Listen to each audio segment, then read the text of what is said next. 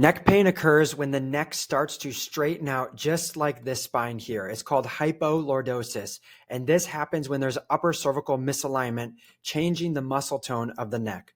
These top two bones in your neck hold up the weight of the skull, and when misaligned, they shift out of place, they irritate nerves, and they change the way that the muscle tone is in the neck. There's something called the traps, the scalenes, and the SCM muscles.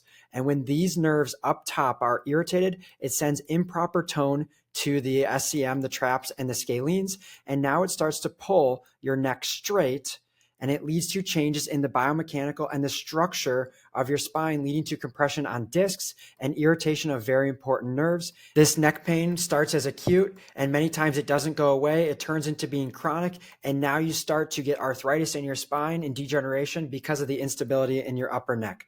This female came to us with chronic neck pain she'd been dealing with for quite a while. And she came into our office to get these 3D scans to see exactly what was going on in her upper cervical spine. We found that her upper neck was misaligned. It was tilted up, shifted over to the left, and rotated. We had been correcting it for 2 to 3 weeks, and her neck pain was almost completely resolved. So if you're dealing with chronic neck pain and you're looking for a natural solution and you want to get to the root cause, you need to find an upper cervical chiropractor. We offer free consultations, or go to www.uccnearme.com to find an upper cervical chiropractor in your area.